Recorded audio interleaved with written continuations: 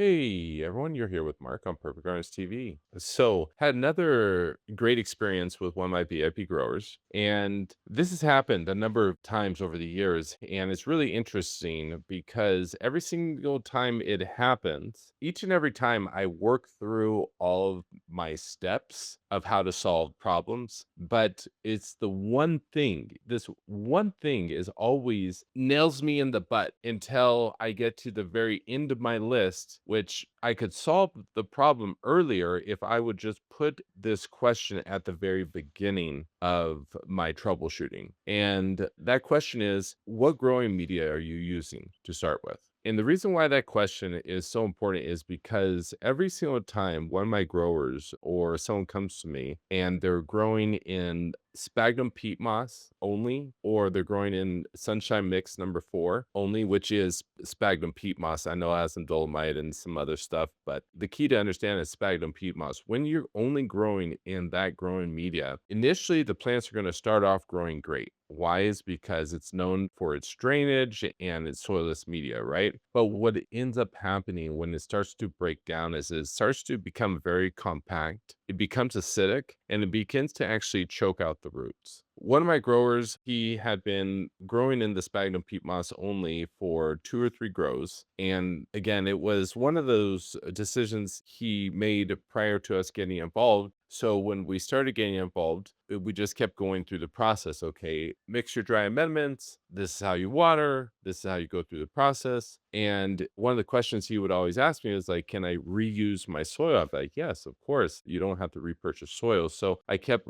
encouraging him to recycle his soil. It wasn't until I believe the end of the second grow, or it might have been the end or the beginning of the third grow, did I finally ask him, what soil are you using? And he said, Sunshine Mix number 4. And I was like, oh my goodness, that's the problem.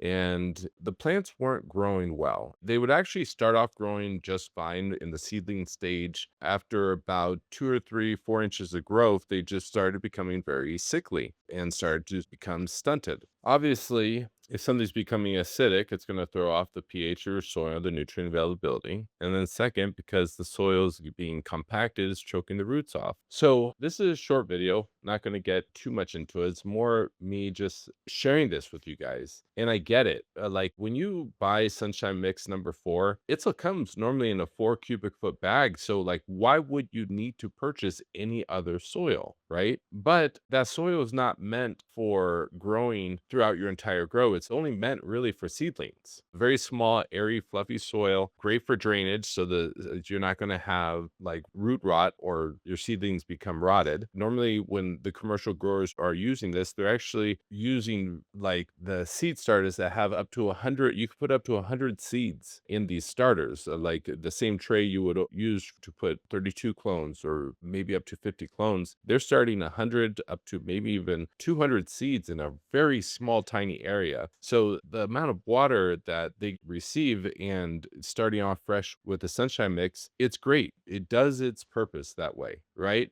But that small amount of soil is being transplanted into a different mix, right? It's not using sunshine mix throughout the entire grow. So if you guys are ever out there, look at the ingredients in your soil. I'm not telling you to stay away from sunshine mix number 4, but what I am saying is you're going to want to blend. You're going to want to use sphagnum peat moss as a seedling stage, but nothing more than that, unless you're dramatically cutting that with other things like cocoa, regular soil, and a variety of things. And personally, I would recommend Pro Mix over Sunshine Mix number 4 if you needed filler soil. And remember, if you are going from seeds, make sure to have those seeds sit in a small cup of water with drops of balance, just for an increase in germination and overall health from the very beginning of your grow. Have a great grow, guys.